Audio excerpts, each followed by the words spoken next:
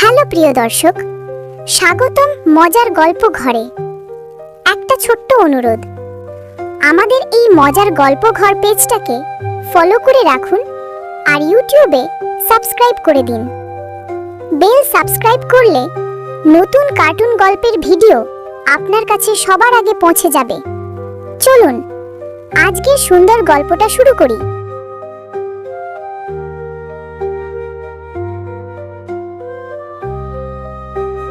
গ্রামগঞ্জ, নদী, খাল, সবুজ শ্যামল মাঠে ভোরের আলো নেমেছে। পাখিরা ডাকছে, কৃষকরা মাঠে যাচ্ছে, সবাই সুখে। কিন্তু হঠাৎ রাজপ্রাসাদের বিশাল দরজাটা খুলে গেল জোর শব্দে। ভেতর থেকে দৌড়ে বের হয়ে এলো এক পাহারাদার। বাঁচাও, বাদশা হারিয়ে গেছে। পুরো রাজ্য থমকে গেল।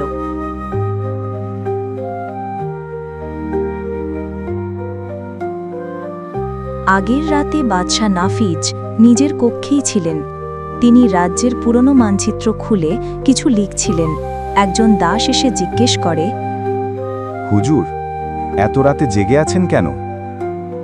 রাজার ঘুম আগে আসে না, আগে আসে দায়িত্ব।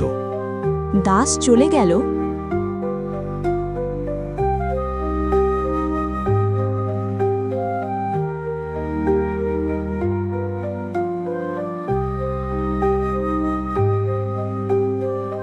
কিন্তু কেউ টের পেল না। বাদশার ঘরের জানালার বাইরে দাঁড়িয়েছিল এক অন্ধকার ছায়া। ছায়াটা ফিস ফিস করে বলল, সময় হয়েছে, বাদশাকে নিতে হবে। পরের দিন সকালে দেখা গেল বাদশা নেই। দরজা ভিতর থেকে খোলা। পড়ে আছে একটা চিঠি। চিঠিতে লেখা, জয়পুরার পুরনো অভিশাপ ফিরে এসেছে। হারানো বাদশাকে খুঁজতে হলে অন্ধকার বন পার হতে হবে। সত্য জানলে রাজ্য বাঁচবে, না হলে ধ্বংস হবে। সবাই ভয়ে কাঁপতে লাগল। রাজপুত্র রায়ান কাঁদতে কাঁদতে মায়ের কাছে এসে বলে,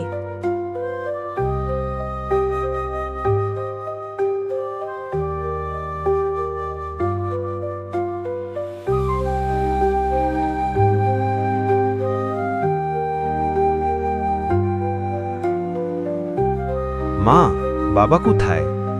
তোমার বাবাকে কেউ নিয়ে গেছে, কিন্তু আমরা তাকে ফিরিয়ে আনব।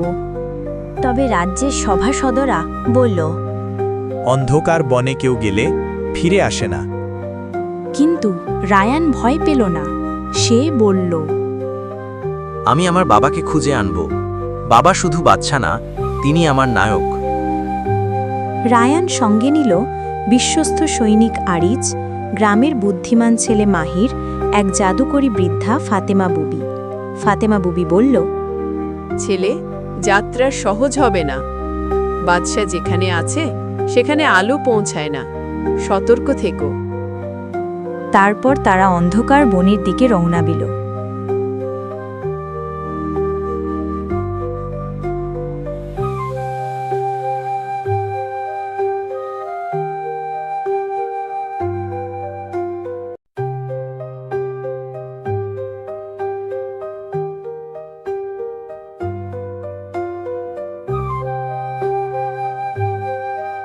বনের গাছগুলো বেঁকে গেছে, পাতা নেই, পাখির ডাক নেই, শুধু বাতাসের হাহাকার।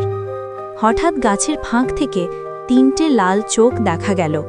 মাহির ভয়ে বলে, ভাই, এ কি?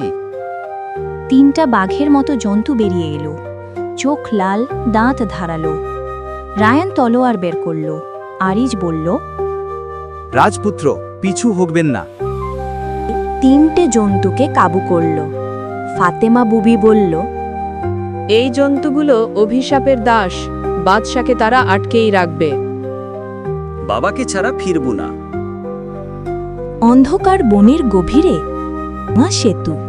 সেতুর নিচে, সেতুর মাঝখানে দাঁড়ানো এক লম্বা বৃদ্ধ বলল, বাদশাকে পেতে হলে সাহস দেখাও। বৃদ্ধ তাদের একটা ধাঁধা দিল। যে জিনিস তুমি দেখো না কিন্তু সব সময় তোমার সঙ্গে থাকে, সেটা কি? ছায়া? শ্বাস? রায়ান একটু ভেবে বলল, আশা। ঠিক, তোমরা আশা হারাওনি, তাই সেতু পার হতে পারবে। বনের শেষে দেখা গেল এক বিশাল ধ্বংসপ্রাপ্ত প্রাসাদ। চিমনি থেকে কালো ধোঁয়া উঠছে। ফাতেমা বুবি বলল, এটাই অন্ধকার রাজার আস্তালা। ভিতরে ঢুকতেই বিশাল দরজা বন্ধ হয়ে গেল। চারপাশে আগুন জ্বলে উঠল। তারা দেখল একজন মানুষ, পিঠ ফেরানো। রায়ান চিৎকার করল, বাবা! মানুষটা ধীরে ধীরে ঘুরে দাঁড়ালো। সে বাদশা নাফিজ, কিন্তু চোখ লাল, মুখ কালো ছায়ায় ঢাকা। রানী যে চিঠি পেয়েছিলেন সেটা ভুল ছিল না। বাদশাকে সত্যিই কেউ নিয়ন্ত্রণ করছে। বাদশার সামনে দাঁড়ানো কালো চাদর পরা এক দানব বলল, এই বাদশা এখন আমার, তার হৃদয় আমি নিয়েছি। বাবাকে ছেড়ে দাও। তোমার বাবার একটি গোপন কথা আছে, যা জানলে তুমি নিজেও কাঁপবে। রায়ন থমকে গেল। দানব বলল, বাদশা নাফিজ একসময় আমার সঙ্গী ছিল। আমরা দুই ভাই ছিলাম, একজন আলো একজন অন্ধকার। সে আমাকে ফেলে রাজা হলো, এখন আমি তাকে ফিরিয়ে নিলাম। এই কথা শুনে রায়ান ও সবাই স্তব্ধ। বাবা, আপনি সত্যিই এমন ছিলেন?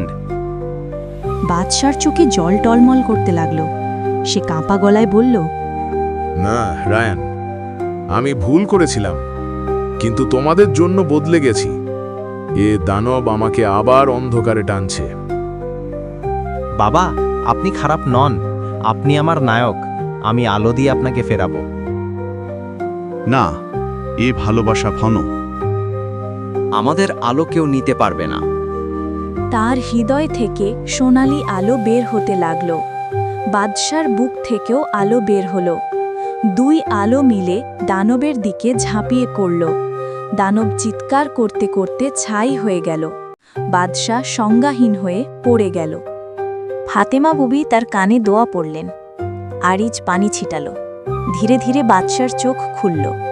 সে দেখল সামনে তার ছেলে। তুই আমাকে বাঁচিয়েছিস। তুই সত্যিকারের বাদশার ছেলে। রাজ্যে ফেরার সময় রানী ছুটে এলো। তোমাকে ছাড়া আমি বাঁচব কি করে? আমি আর কখনো পরিবারকে ছেড়ে যাব না। অন্ধকারের শক্তির বিরুদ্ধে যে সাহস দেখায়, সেই সত্যিকারের নায়ক। রায়ানকে পরবর্তী উত্তরসূরি ঘোষণা করা হলো। রাজ্যের নাম দেওয়া হলো আলোর রাজ্য। পরিবারকে ভালোবাসা, সাহস, সত্য আর আলো সব সময় অন্ধকারকে হারাতে পারে।